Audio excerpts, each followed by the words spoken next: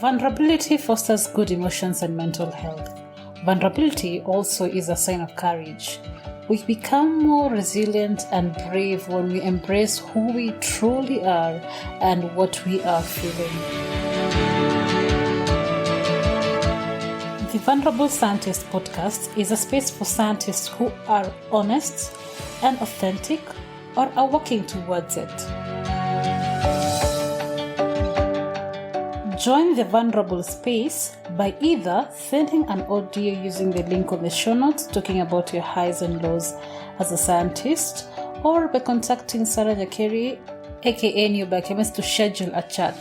The Vulnerable Scientist podcast benefits both the listener and the one sharing. You can now rate this podcast on Spotify or put a review on Apple Podcasts or any other listening platform with a rating button. And to share your thoughts, feel free to send an audio message using the audio link, either using your name or anonymously, to be published on the following episodes of the Vulnerable Scientist podcasts.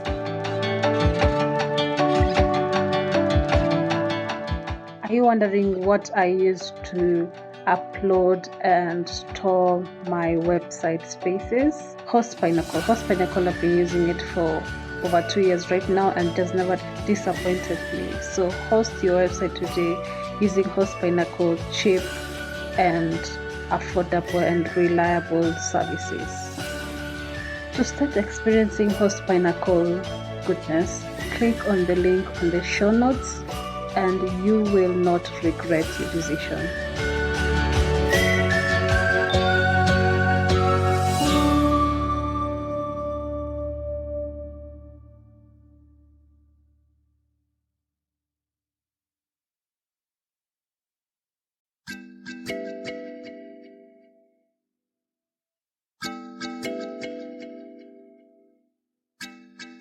Hi everyone, welcome to the Vulnerable Scientist podcast. This is your host Sarah Nyakeri. So today I have Mobegi. I love that name, Mobegi, from Kenya, and he's currently in Australia, and he actually requested to come into this podcast. So I excited that he saw the value of this show and wanted to contribute to it. So Mobegi, hi. Hi, how are you? Well, maybe you could introduce yourself more so that everybody knows who you are. My name is Fredrick Mobegi, and I'm a bioinformatician working at Curtin University at the Center for Crop and Disease Management. And I'm a Kenyan. I trained in primary, secondary school in Kenya. And my bachelor's was from Kenyatta University, the Department of Biochemistry. And then I moved to the Netherlands where I did my master's. And I did a rotation after that, an internship at URI, then a rotation in UC Santa Cruz, and then back to the Netherlands for my PhD. And then I moved to the land down under, where I'm currently working. Okay, interesting. You had to do a rotation for your project? So that was after my master's, and I initially intended to do my PhD in the US. Well, that did not happen, and probably I'm glad it didn't. But then part of their program requirements are that you choose a department and then you get to do a rotation program. So it's a laboratory rotation program, and you get introduced to different researchers, different research groups, and then from there you can be able to choose one, and if they are willing to have you, then you can do your PhD research with them. Oh, interesting. So what are you currently doing? I'm working with fungal pathogens of pulses. So basically I'm more from the microbial side of things, because I'm basically mostly trained as a microbial biologist. And so what I do is look at Ascochyta blight of chickpea and lentils, and we use whole genome sequencing and transcriptomics to characterize the Ascochyta blight. And then in essence, we're just looking to identify its vulnerabilities and strengths, and that will also inform the management strategies. Okay, so for someone who wouldn't understand the whole biology part of it, what is the end goal for what you're currently doing? So the end goal is basically to be able to help the farmers prevent the Ascochyta diseases in chickpea and lentils. Oh, that's it. And so it's basically on the pre-breeding programs, and also if you understand the resistance in the host and all that, so that can also be helpful in generating resistant material. So basically it's just to help the farmers to manage these fungal pathogens of the pulses. Okay, so I don't know what you want to start with. Is it the lows or the highs of your career path? I don't know. Let's just start low and then we can finish high. Okay, let's start with the first low that you've experienced. I think for me, there are 3 lows that I normally kind of look at and see that as much as they were lows, they also had these turning points in my career. So the first one was just straight out of high school. We are waiting for that admission letter. We are all excited. And I remember, because we used to go through the old system, I think it was Joint Admissions Board, and you kind of feel you fill in your forms for the institutions that you want to join and the programs, and then just kind of sit pretty and wait. And somewhere in the new year, January and February, that's when you kind of fill in the forms, because that's before the results are out. And then afterwards, then you start getting like which programs you've been admitted to. And for me, I remember I always wanted to do biochemistry. So that was kind of my first choice at Chiromo. So, and because at that point we were living in Nairobi, so I checked beforehand, like, if I got my program of choice, and then, I was excited because I was admitted to that. But when I waited for that admission letter, it actually never came. So I followed it up, and I think a few weeks to the reporting date, so other people have just packed their boxes, their bags, whatever, and they are ready to go to college. Then I received my admission letter, and guess what? I have been admitted to take a music program at Kenyatta University, and that was like the lowest you can ever get. You've passed your exams, you have all your A's in all the sciences, and for some reason you were admitted, but that letter got lost in mail, and whatever you're receiving, it's not that excitement, just the excitement goes. And our African parents, they're like, even this is a university program, just go, get out of here. So I had to go to Kenyatta University, and I did actually do that music program for close to 1 year while trying to change to sciences. Wait, what was your program of choice first? Biochemistry. You wanted to do biochemistry, like you knew about biochemistry before you went to university? Oh, yes. What made you choose biochemistry? What were you targeting? So I think from just from my mother's side, they had enough teachers, and it was a family of teachers, and they were kind of like my greatest mentors at that time. And then there was that enthusiasm to just do the sciences in high school, and then just to understand the fundamentals of life, and just basically understanding the dynamics of life, chemically, biochemically. And I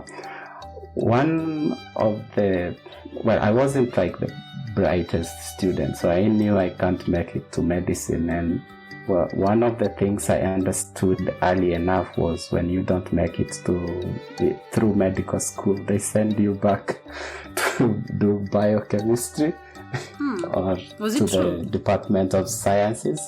I don't know how much truth there was, but then if you don't make it in medical school, normally you kind of end up in the general sciences or some specialty like biochemistry if you want to. So at least I knew where my capabilities were, and I put enough effort way before to just land in that spectrum whereby I was gonna deal with the inner workings of science and biological sciences, and just in that aspect, yes. Wait. And I didn't want to be a teacher. Biochemistry graduates ended up in being teachers, so like after high school, the other profession you think about is teaching. So like, because all the people I grew up admiring, and from the family setting, like my relatives, most of them were teachers.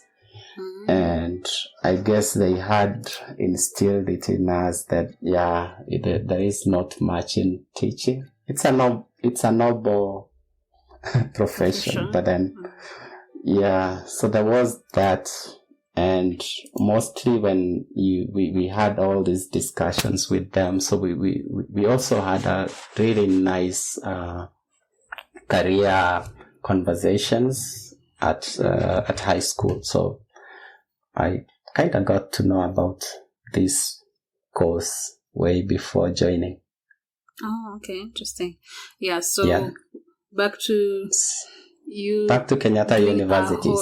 Doing a whole year of music. Did you even like music? Yes. Well, I had music as one of the subjects in high school, and I really loved it. I used to go for the festivals. I used to play a couple of instruments, and it was never a career when we were growing up. It was a hobby, Yeah. Music kind of wasn't something that you tell your parent, I'm going to do music. So, but when it came and it was clear that it was the last resort, then you gotta do what you gotta do, Okay. So that was kind of the lowest, because, that's the start of your career. You're ready to just go and conquer, and then it's all watered down. But I really, really tried.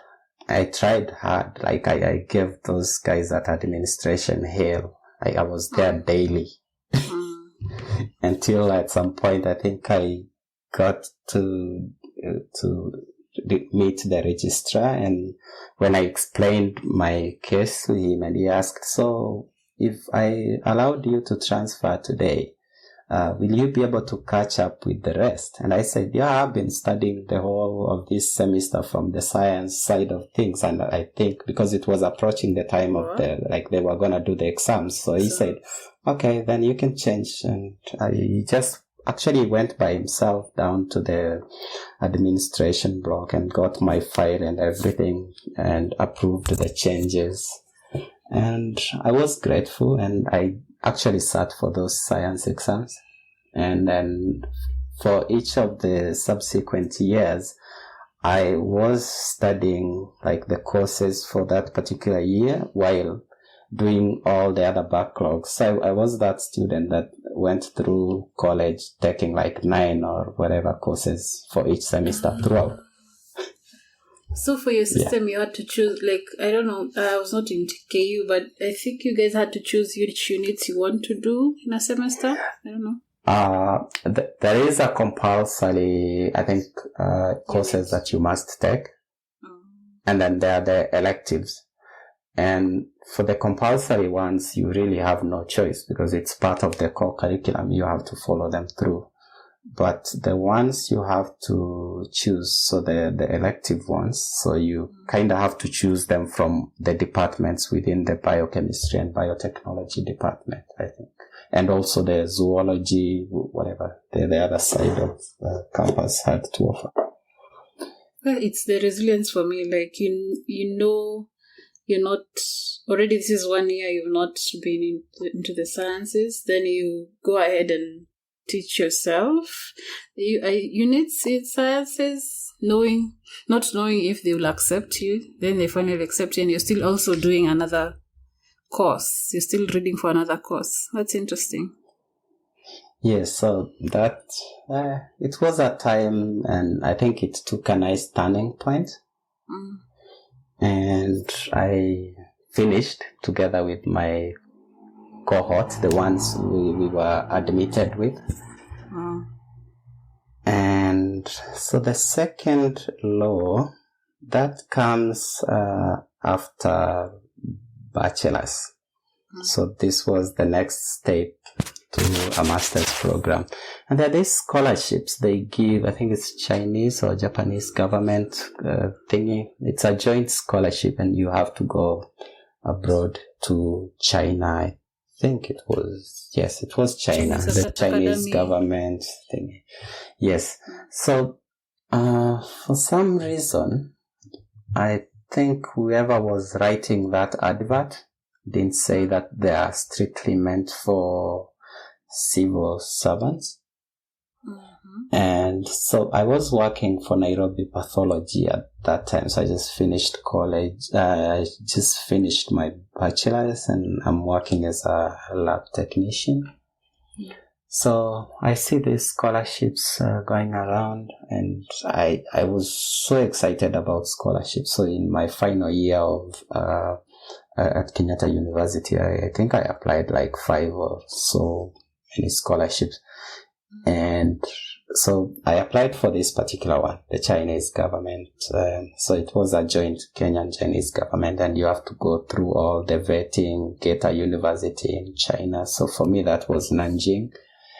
And go through all the vetting. And so I went through all the interviews, all the vetting. I actually got a visa.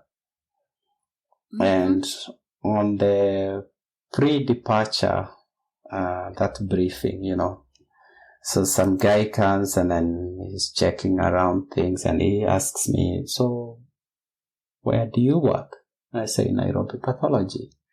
And then I see him just go to the back room, and he comes and he's like, I'm afraid you can't go. Wow. And I'm like, wow. So had you paid for anything at this point? No, because they pay for everything. So you pay for your visa fee. Yes, I have this visa in my passport, it's the first visa, and I'm excited. Wow. So that was a low point. And, we tried to follow up with my mom, and I think we went to Professor Gary's office, and then we got past reception, but then the answer was the same. They were like, yeah, there was a mistake. And then, so clearly they were just saying, we're glad we caught this early, But then I'm like, seriously? So I went back home, you've already resigned, you're going abroad. Everybody knows that you're going abroad. You've said your byes. Then at the airport. Yes, you've said your piece. No, it wasn't at the airport because they do these pre-departure briefings at one of those ministry offices. I think it's the office is close to KICC. What is that building? Where the education ministry was. Jogo House. I think is it the one like the big parking lot where people do like skating and all that? I think it's Jogo House if I'm not, because that's Aga Khan Walk. I think it's Aga Khan is the one with the supermarket. So the one opposite here, if you're using the street that goes through to the Parliament side, I think it's Jogo. It's just next to the KICC on one side and the court on the other side. Yeah, so we had most of the vetting, the interviews and everything from there, and that's where they were gonna brief everybody, and then you get your pre-departure package, here is your official documents and everything. And so it turns out I wasn't going. So this was so random, right? This guy asked you the question. Yeah, I don't know why, and I will come back to that, and I guess sometimes some of these things are like, it's a blessing in disguise, because it led to something better. Then that was like one of those moments when you kind of, you feel it, Wait, how did you? I went home, I cried, I locked myself in the room, I cried a lot more until I was ready to face the world again. And I guess what got me from that misery was another scholarship. So so that's why I said we will go back to that, because it forms one of the highs. That scholarship, that second scholarship. The second one, yes. Wow. So the third one, me in the US. Man, that was on another level, because now I've gone through my master's program. I've been to Kenya. I've finished my graduate fellowship at URI, and I have all my recommendations from, I think, Vishnene wrote me one letter, and then Etienne wrote me the other, and I got one from one of the mentors from the Netherlands. And I was ready for the Santa Cruz. And I took my flight, left for the US. But then nobody, and now this was supposed to be like a PhD program, but you have to go through rotation, and then you go through their application and all that. So it was different. I think different people follow different paths to their postgraduate programs in the US. Mine was through this rotation, and it was positive, and in all aspects. It's just that nobody tells you life in California is expensive. So I learned there, you're this prospective PhD, but then whatever you're getting in your stipend doesn't cover much, and you still have to go out there, work in the McDonald's. I think I remember working in the construction industry, laying tiles and, fetching stuff for the builders and all that. And, that one, what it does, it kind of, as much as it helps you grow that resilience as a person, it bruises your ego. Here you are with your master's program, and you're in the construction site.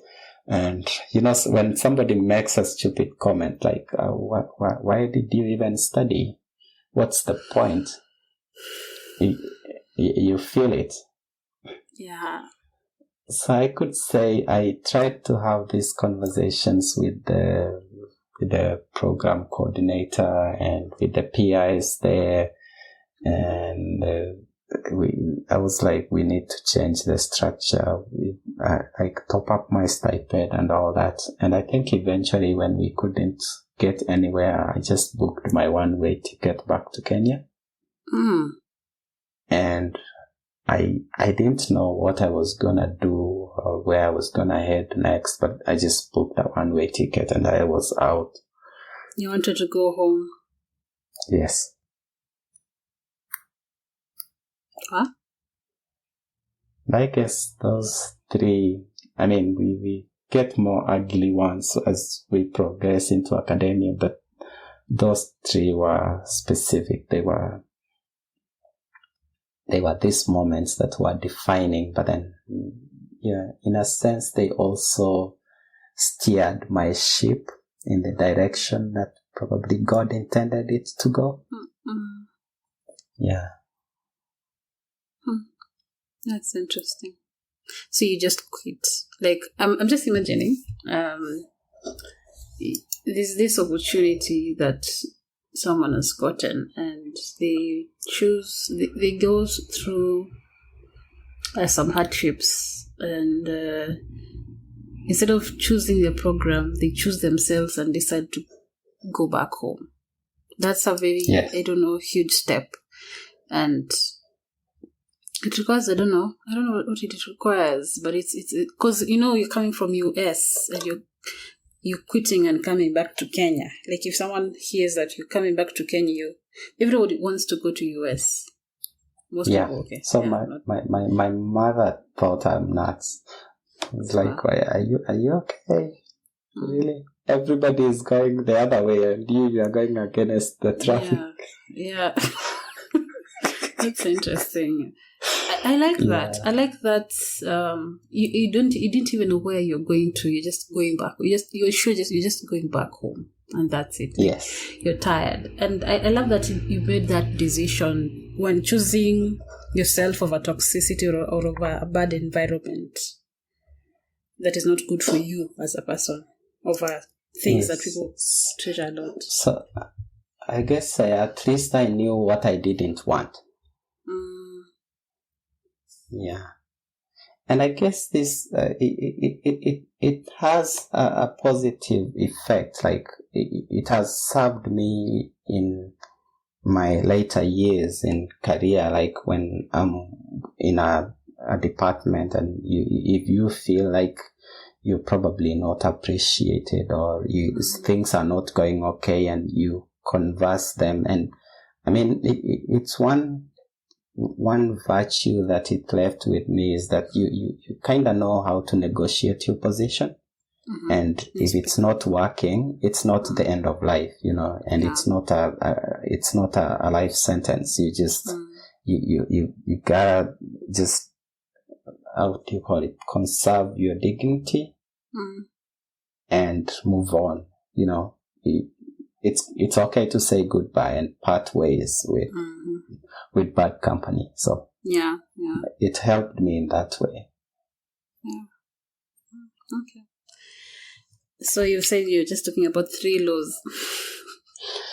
I can give you a lot more, and I guess the next one, if just we talk about this particular one, and this, I could say it's not necessarily just something that most people would consider as a law, but when we're working out here, there are times.